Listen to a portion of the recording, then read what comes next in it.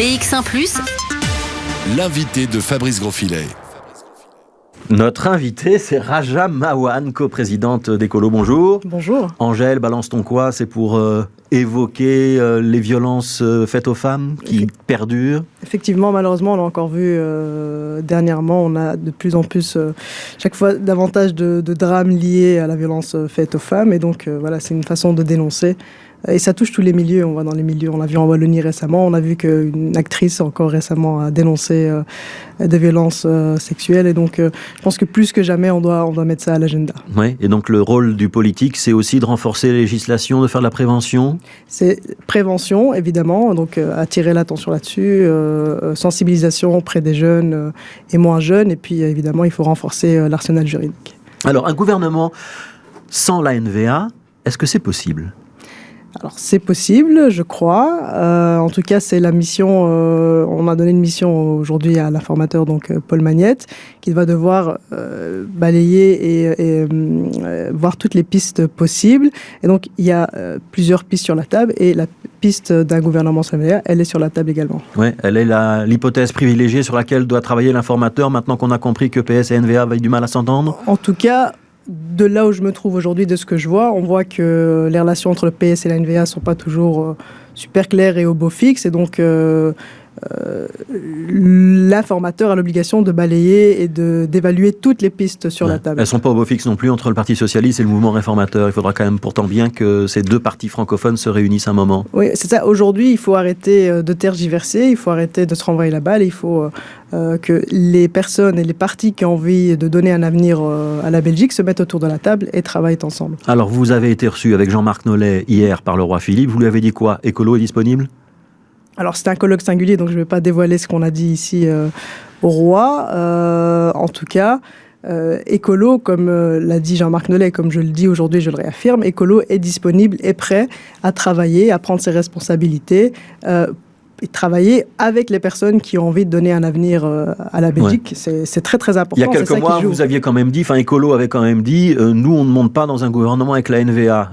C'est un gouvernement qui serait antinomique avec notre programme et nos valeurs. Donc ça, c'était quand même une exclusive, vous la maintenez. C'est clair et net. Je veux dire, aujourd'hui, quand on regarde les projets politiques, les projets de société de la NVA et celui des écologistes, ils sont absolument incompatibles.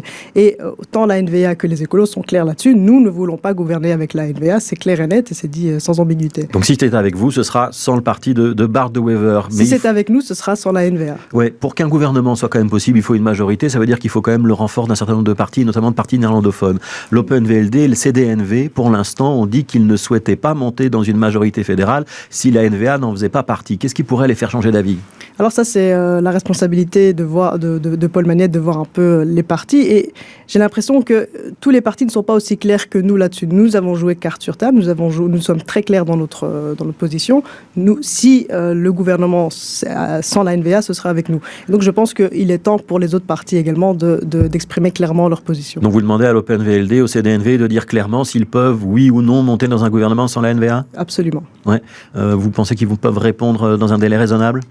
Donc ça, c'est donc le roi a nommé Paul Magnette et donc sa responsabilité. Il y a des élections internes dans un certain nombre de partis, notamment Absolument. Au CDNV. Est-ce que c'est ça qui complique la donne? Peut-être. On a vu qu'il y a les élections au MR, au CDNV, au PNVLD qui vont arriver plus tard, peuvent influencer et impacter le calendrier fédéral. C'est dommage, puisqu'aujourd'hui, il est temps vraiment de mettre en avant. Ça fait 11 mois que le gouvernement est en affaires courantes. Ça fait des mois qu'on discute pour avoir un gouvernement fédéral. Il est plus que temps que les gens se mettent autour de la table et commencent à travailler. Vous reprochez aux autres partis d'avoir organisé ces élections internes après l'élection? Non, je ne reproche pas du tout ça. Je dis juste qu'aujourd'hui... vous n'êtes pas élu depuis très très longtemps, non absolument, plus. Absolument, ça fait 1 mois et demi que je suis élu. Avec Jean-Marc, et donc pas de reproche ici. Je dis juste qu'il est temps qu'on commence à travailler sérieusement. Ouais. Comment on peut faire justement pour commencer à travailler quand il y a un changement de présidence dans un certain nombre de formations politiques et que il faut bien découvrir les nouveaux dirigeants et se faire confiance? La confiance, ça se décrète pas si facilement que ça. Non, c'est clair, la confiance se décrète pas facilement. Ceux qui ne connaissaient pas Raja Mawan hier, ils ont peut-être du mal à conclure un accord avec elle. Mais justement, je pense qu'il y a une nouvelle génération de dirigeants au sein des partis qui arrivent et ça va peut-être permettre de débloquer justement des situations. Je voudrais qu'on parle de la situation au Parlement fédéral avec cet amendement blouse blanche donc, qui prévoit 67 millions pour le secteur des hôpitaux et que vous avez voté à Écolo avec le PS et le PTB. C'est de la com ou on va vraiment débloquer ces 67 millions? Non, c'est absolument pas de la com. Là, on sent que dans ce secteur médical, ce qu'on appelle les blouses blanches, il y a un vrai ras-le-bol et de vrais problèmes. Et donc, on a débloqué ces fonds-là pour vraiment essayer de les allouer et vraiment essayer de donner de la respiration à ce secteur-là. Ouais, comme un Guy Debloc dit, c'est pas possible, il va falloir légiférer, créer un véhicule pour transférer ces fonds. On a le sentiment malgré tout que ça va rester lettre morte. Non, ce qu'il faut, c'est que on peut trouver des solutions, notamment auprès du fonds Maribel Social, et donc c'est vraiment améliorer ces conditions de travail pour ce personnel. Fonds Maribel Social, donc ce serait passé par un véhicule pour permettre de répartir cet argent. Ça va pouvoir se faire. Vous en discutez cet après-midi. Enfin, les parlementaires en discutent cet après-midi en commission. C'est en discussion. Ouais. Cette majorité qui s'est créée, donc une majorité très à gauche, mais avec le soutien du Lindbelang sur cet amendement blouse blanche, ce serait le gouvernement dont vous rêveriez, la politique dont vous rêveriez à Écolo? Moi, ce que je rêve, c'est vraiment des personnes qui ont envie, ce qui est important aujourd'hui, c'est d'avoir un avenir pour la Belgique, un avenir pour le pays. Et c'est des personnes qui sont responsables et qui ont envie de donner une chance à l'avenir du pays. Ouais, mais vous pourriez travailler facilement, par exemple avec l'OpenVLD, dont on sait que la vision économique, la vision sociale, la vision climatique n'est pas la même que celle d'Écolo. On a pris nos responsabilités à différents endroits, en Fédération Wallonie-Bruxelles, en Wallonie et à Bruxelles, quand on sait que les défis climatiques, les défis sociaux sont énormes, on doit prendre nos responsabilités. On l'a fait à Bruxelles, on est en majorité avec l'OpenVLD à Bruxelles. Ouais.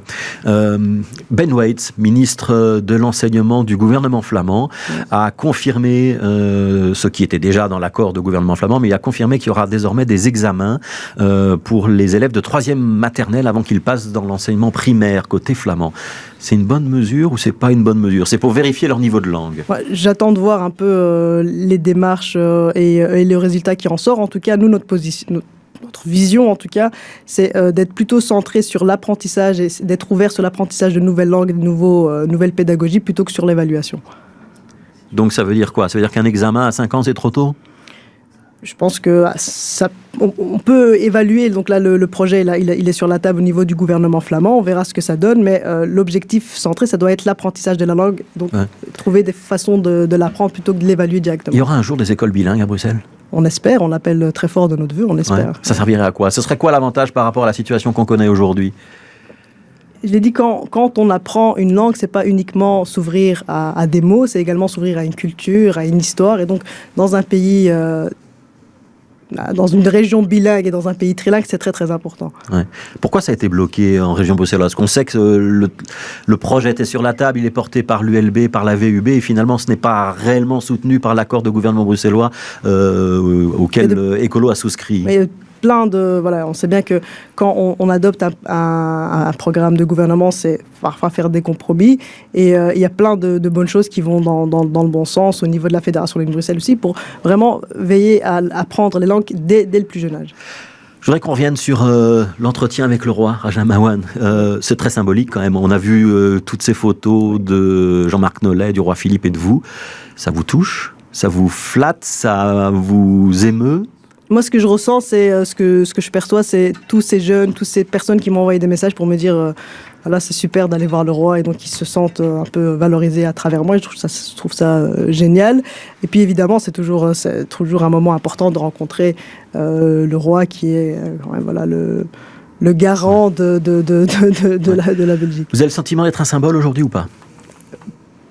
Non, pas moi. Non, mais si certains veulent... Qu'on puisse se dire, Raja Mawan, c'est l'exemple d'une intégration réussie, d'une jeune fille. Moi, j'ai du mal avec le terme intégration, parce que je suis née ici, mes parents sont belges, mes grands-parents sont belges, j'ai du mal à ce qu'on me dise aujourd'hui intégration. En fait. Ouais, mais quand vous étiez une petite fille de 10 ans qui jouait au foot, vous n'auriez pas parié sur le fait qu'un jour vous alliez serrer la main du roi Philippe? Non, j'avais pas parié là-dessus, et donc comme quoi la vie réserve plein de surprises. Ouais. La prochaine fois que vous allez le voir, vous serez toujours en basket, le roi? Je pense, parce que c'est ce que je suis, c'est la manière dont je me suis, je pense que les baskets, ça fait partie de moi aussi. Ouais, donc il n'est pas question de vous voir en chaussures à talons parce que vous allez au Palais Royal et que vous êtes devenue présidente de parti. Si je mets des chaussures à talons, c'est parce que je suis petite et c'est pour me donner un peu plus de taille. Mais non, en fait, je pense que moi j'ai eu des très bons échos là-dessus. J'ai pas eu de critiques, j'ai pas vu de critiques. Mais vous avez le sentiment que vous cassez les codes un petit peu par moment. C'était pas ma volonté, vraiment. C'était pas ma volonté en l'occurrence. Merci Raja Mawan d'être avec nous. On va écouter le journal ensemble et puis on vous retrouve juste après pour quelques minutes pour débriefer avec vous ce qui se sera dit dans ce journal. BX1+. L'invité de Fabrice Grosfilet. Et avant tout ça, on retrouve Raja Mawan, coprésidente d'Ecolo. On a entendu un témoignage donc d'une jeune femme qui a subi une agression ou une tentative d'agression sexuelle et elle appelait les politiques à intervenir. On en a parlé tout à l'heure déjà dans la première partie de l'interview. Est-ce qu'on peut encore renforcer l'arsenal juridique, la législation? Est-ce que c'est ça le problème ou est-ce que c'est autre chose? Le problème, c'est la sensibilisation des policiers, l'éducation des jeunes garçons. C'est quoi la meilleure chose à faire dans cette problématique? En tout cas, déjà, je voudrais reconnaître le courage de cette jeune femme d'avoir témoigné, parce que c'est terrible, c'est affreux ce qui s'est déroulé, et malheureusement, il y a tous les jours des cas dramatiques, avec parfois des issues mortelles. Donc c'est vraiment... Et le plus souvent, les femmes n'osent pas en parler. N'osent pas en parler, et donc c'est pour ça que il y a plein de choses à faire à différents niveaux. Il y a au niveau de la police, déjà, pour pouvoir accueillir les plaintes de manière pertinente et efficace. Combien de femmes osent témoigner et combien de femmes se retrouvent au commissariat? On leur dit non, il faut arrêter de venir, madame, il faut quitter votre mari, il faut... Et donc, on a bien vu, même dans le drame qu'on a connu récemment, que l'ex-compagnon était connu des services de police. Et donc, il y a plein de choses à faire à différents niveaux. On peut s'inspirer des exemples européens. Je pense à l'Espagne qui est à la pointe sur ces questions-là. Et le donc, bracelet électronique qui permettrait de localiser un auteur de violences sexuelles et de s'assurer qu'il ne se rapproche pas de sa victime, c'est une bonne solution? C'est une piste qu'on doit pouvoir explorer. Écolo la soutiendra à la Chambre?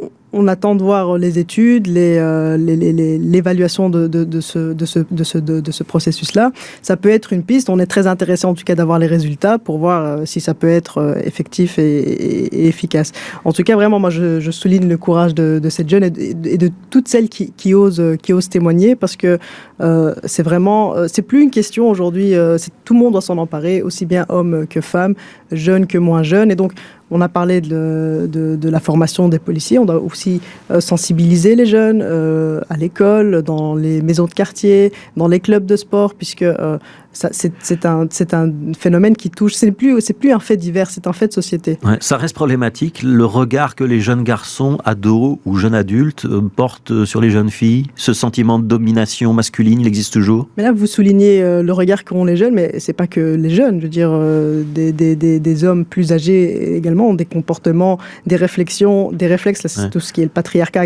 On a entendu Angèle tout à l'heure. Balance ton quoi? Est-ce que balance ton porc a changé quelque chose? On en parle plus, mais évidemment, ça n'a pas changé. Le balance ton porc et le MeToo a permis de mettre le point sur, d'ouvrir les yeux sur un phénomène qui existe depuis tellement longtemps et dont personne n'avait jamais osé parler. Donc le courage de ces femmes est incroyable. Récemment encore, il y a une actrice. Je disais, il y a tous les milieux sont concernés. Il y a une actrice, donc Annelle qui a témoigné. Donc c'est vraiment dramatique. Ouais. Vous continuez à vous intéresser à tout ce qui se passe à Molenbeek, j'imagine? Absolument. Et au foot, entre autres? Tout à fait. Ouais, quand on saccage des vestiaires d'une équipe jeune, donc c'est au RWDM, vous avez quel commentaire, quelle réaction? Vraiment, je trouve ça très très très moche pour les jeunes qui sont dans ce club. Il faut savoir, je pose la question de pourquoi. Et moi, j'attends au prochain conseil communal la réponse de la commune et de la bourgmestre Catherine Moreau à ce sujet, puisque le REDM est un club qui fait un travail incroyable. Enfin, les clubs de foot de manière générale, on cite le REDM à Molenbeek puisqu'il y en a d'autres. Je peux citer plein de clubs. Il y a la jeunesse, l'espoir qui travaille beaucoup sur ces... Et donc, le football est un vecteur d'émancipation et de cohésion sociale notamment. Et ce genre de processus-là, c'est moche, quoi. Ouais. Co-présidente de parti, vous avez encore le temps de jouer au foot ou de vous y intéresser? Je m'y intéresse beaucoup. Je regarde quand j'ai le temps les matchs. Je n'ai plus trop le temps de jouer malheureusement, mais j'espère trouver et m'y remettre. Merci Raja Mawan d'avoir été l'invité de BX1. Vous reviendrez, j'imagine, dans cette nouvelle formule. Avec grand plaisir. À partir de 12h20, l'interview politique. Merci Raja Mawan.